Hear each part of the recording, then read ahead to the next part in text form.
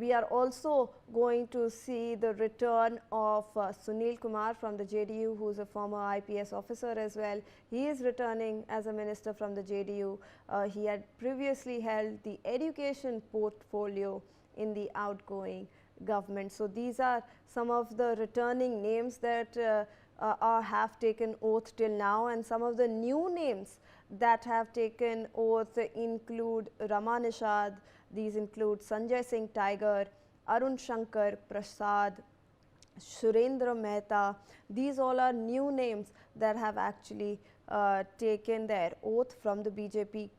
We are also in fact looking at Mangal Pandey, Dr. Dilip Jaiswal, Ashok Chaudhary, Nitin Nabin, who have in fact proven themselves as their ministers in the Bihar cabinet and now have been sworn in again. So these are some familiar faces that we are looking at. These are all senior key names that have taken oath again at the Gandhi Maidan over there in Patna. Apart from that historic oath by Chief Minister Nitish Kumar, we also saw these other ministers who have also taken oath, some new names, some familiar names that have come to the fore. Obviously, the portfolio distribution will be discussed later on, but it seems that this is all right. In fact, the ceremony seems to be concluding in some time. However, for a record 10th time, Nitish Kumar has taken oath as the Chief Minister of Bihar today. Just days after the NDA secured a landslide victory in the recently concluded assembly polls, the 74-year-old JDU Supremo and his two deputies, Samrat Chaudhary and Vijay Kumar Sinha, were sworn in at the Gandhi Maidan in Patna. Prime Minister Narendra Modi, union ministers, chief ministers of BJP-ruled states and other top dignitaries were present at the event.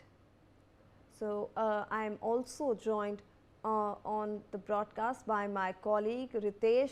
Ritesh, swearing in ख़त्म हो चुकी है. हमने देखा कि बहुत सारे नए नाम भी सामने आए थे और कुछ एक्सपीरियंस्ड की नेताओं ने भी स्वेरिंग इन ली इस नए कैबिनेट में.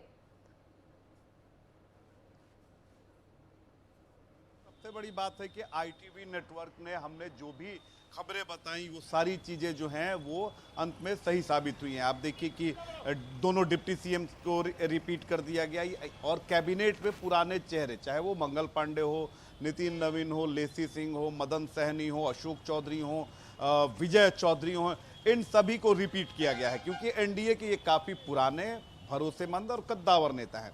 दूसरी तरफ अगर देखें तो नए लोगों को भी मौका मिला है क्योंकि एलजेपी पहली बार कैबिनेट में साझीदार बनी है और कैबिनेट में उसकी भागीदारी जो है वो हो रही है. तो उससे जो दोनों चेहरे हैं वो नए हैं, चाहे वो संजय सिंह हो, संजय पासवान हो. इसके अलावा आप देखिए कि श्रेयसी सिंह को बीजेपी ने मंत्री बनाकर कई सारी चीज़ों को एक साथ साध लिया है, चाहे वो यूथ की बात हो या फिर वुमेन एम्पावरमेंट की बात हो.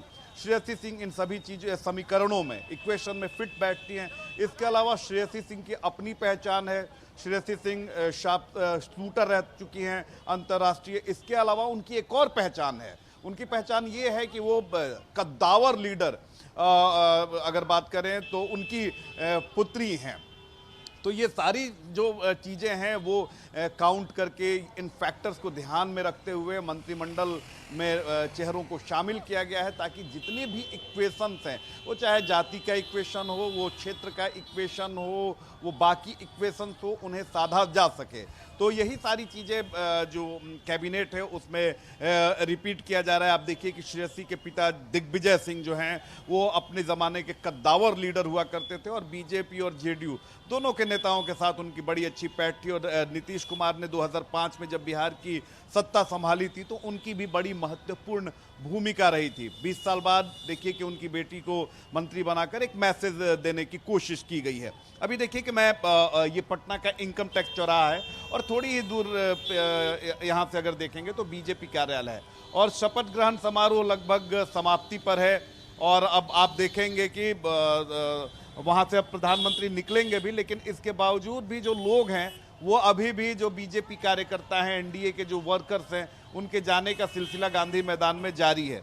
तो लोगों में भी बड़ी खुशी है, क्योंकि अगर मैंडेट इतना बड़ा दिया है तो आम जनता ने ही दिया है, आम वोटर्स ने ही दिया है, और इसमें वो भी शामिल हुए हैं। अलग अलग जो ज़िले हैं, अलग अलग जो विधानसभा क्षेत्र हैं, वहाँ जितने भी नेता इस ओथ सेरेमनी में पहुँचे हैं वो सभी अपने कार्यकर्ताओं, अपने वर्कर्स, अपने वोटर्स के साथ पहुँचे हैं। और बड़ा अच्छा होता है कि जो भी दूर दराज के इलाके के लोग होते हैं उनके लिए राजधानी पटना आना बड़ी अच्छी एक खुशी वाली बात होती है। यहाँ का डेवलपमेंट वो देखते हैं। और आज तो और बड़ी खुशी वाली बात है कि प्रधानमंत्री और मुख्यमंत्री दोनों एक साथ देखने को मिल जाएंगे।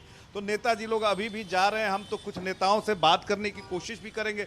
ये बताइए कि विलंब क्यों हो गया, इतने लेट कैसे हो गया? अब तो सारा चीज समाप्ति पर है।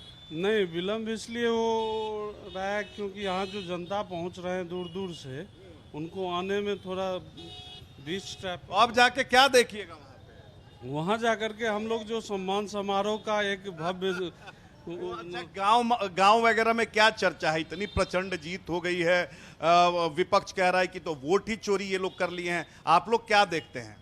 वोट यदि चोरी कर लेते तो तेजस्वी यादव जो जीते वो हम चोरी करके उनको हरा देते, लेकिन हमने वो चीज दिखाया जो वोट चोरी नहीं होती है, इसलिए उन्होंने जीता। क्या कहेंगे, क्या गांव और दियारे में माहौल है? सही माहौल है, अच्छा हुआ है, जो हुआ अच्छा हुआ है। माहौल बढ़िया है क्या? हाँ, माहौल अच्छा है।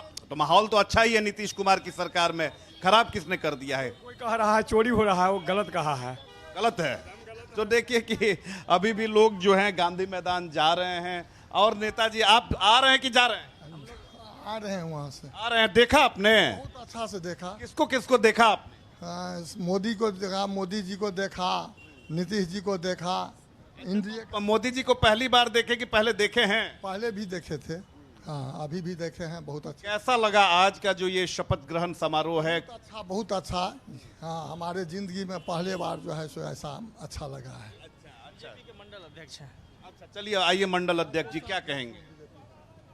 आज जो इस सभा में हम लोग देखे, यही है प्रचंड जीत। इससे विपक्षी का सुफरा। अरे ये तो भाषण बहुत हम लोग सुन रहे हैं, अपनी बात बोलिए ना। आज इस सभा में जिस तरह से भीड़ लगी, वो भीड़ देख के कोई भी कह सकता है जो एनडीए सरकार की बहुत बड़ी बहुमत हुई। तो विपक्ष वाला तो कह रहा है कि आप लोग वोट ही चोरी कर लेते हैं, ईवीएम ही हैक कर देते हैं, वो मानने को तैयार नहीं है। कहते हैं हम लोग मिथिलांचल के हैं, दरभंगा जिला गोड़ा बोराम से आते हैं।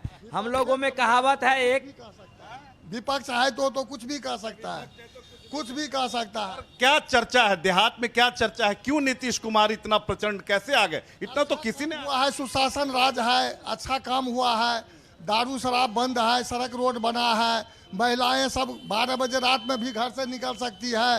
पहले जंगल राज था, पहले महिलाएं बाहर नहीं निकल पाती थी, डर लगता था घर से निकलते दिन में भी, अब 12 बजे रात में भी निकलती है। बहुत शान मर्यादा से हम लोग अपने अपने परिवार को अच्छे ढंग से चला रहे हैं। यही सब बात है। लोग कि 10,000 रुपया दे दिया महिलाओं को, इसीलिए वोट खूब आ गया। वो तो मैं पहले बोला आपको, जब विपक्ष है तो कुछ भी कह सकते हैं, उनके लिए सब छूट है, वो कुछ भी कह सकते हैं, कुछ भी बना सकते हैं बनौटी बात। लेकिन मैं गोड़ा बोराम प्रखंड का कोषाध्यक्ष हूँ, मैं बोल रहा हूँ तुलाकांत झा, जो कुछ भी है बहुत अच्छा है, और बहुत अच्छा एनडीए सरकार चल रही है, चलेगी। हम लोगों को उम्मीद है बहुत खरा उतरेगी। चलिए, तो ये देखिए कि आम वर्कर्स हैं और ये बता रहे हैं कि क्यों इतनी प्रचंड जीत हुई है। इनका कहना है कि गांव में माहौल है कि नीतीश सरकार में सुशासन है, लॉ एंड ऑर्डर अच्छा है, डेवलपमेंट है, एजुकेशन है, और यही कारण है कि लोगों ने एक तरह से मुख्यमंत्री नीतीश कुमार और बीजेपी को रिवॉर्ड दिया है। जी।